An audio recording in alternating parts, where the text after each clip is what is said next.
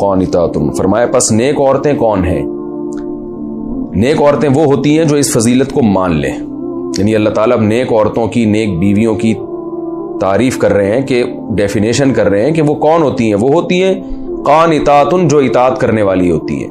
یعنی وہ اس فضیلت کو مان لیتی ہیں کہ اللہ نے میرے شوہر کو گھر کا سربراہ بنایا ہے. اور باپ کی فضیلت، باپ کی اطاعت، بھائی کی اطاعت، شوہر کی اطاعت، سب اس میں داخل ہے.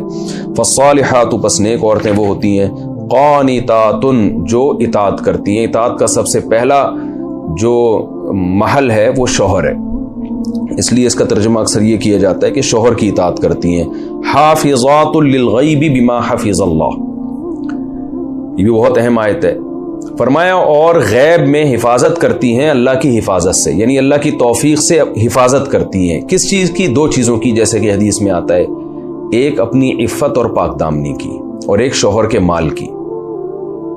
کیا مطلب؟ شوہر جب مالی ذمہ داریاں اٹھا رہا ہے تو وہ اسی بیس پہ اٹھا رہا ہے کہ بیوی شوہر کے لیے باؤنڈ ہو چکی ہے، اب اس کی نظر کسی اور طرف نہیں جائے گی. نکاح کے ایگریمنٹ کا مطلب ہی یہی ہوتا ہے کہ اب عورت رخصت ہو کے شوہر کے گھر آ گئی ہے، وہ باؤنڈ ہو گئی ہے، اور شوہر کو یہ اطمینان ہوگا کہ جو میرے اولاد ہوگی وہ حلال ہوگی، وہ نسب میں گڑبڑ نہیں ہوگی.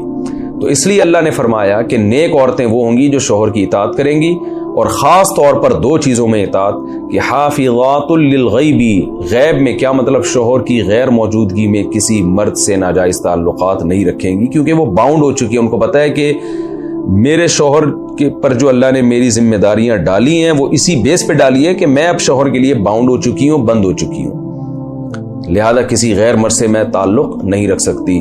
اور اس کے مال کی بھی حفاظت کریں گی، کیونکہ میاں بیوی کا تعلق ایسا ہوتا ہے کہ عورت اگر اپنے شوہر کے مال میں خیانت کرنا چاہے تو بہت آسانی سے خیانت کر سکتی ہے. مرد ایک ایک چیز کا حساب نہیں لے سکتا بیوی سے، اور حساب لے گا بھی تو اس میں بھی دھاندلی ہو سکتی ہے. اس لیے اللہ تعالیٰ نے عورت کو پہلے سے اس بات کا پابند کر دیا کہ دو چیزوں میں آپ نے شوہر کی غیر موجودگی میں حفاظت کرنی ہے. ایک اس کے مال کی، اس کو بیجا اڑانا نہیں ہے. ایسے واقعات میرے سامنے آتے ہیں کہ مرد باہر کما رہا ہے اور کما کے بیوی کو اپنی آمدن بھیج رہا ہے، اور ادھر بیگم صاحبہ چھپ کے پراپرٹی خریدنی ہے اپنے لیے. ایسے واقعات آئے ہیں میرے سامنے. سب نہیں ایسی ہوتی ہیں لیکن اس طرح بھی ہوتی ہیں. اور بالآخر جب وہ ریٹائر ہو کر آیا ہے تو بہت ساری پراپرٹی اپنے لیے خرید چکی تھی اور اپنے نام کر چکی تھی. وہ یہ سمجھ رہا ہے گھر کا خرچہ ہو رہا ہے. اس طرح کی دھاندلیاں ہوتی ہیں. تو اس لیے اللہ نے فرمایا کہ مال کی حفاظت، اور دوسری عفت اور پاک دامنی کی حفاظت.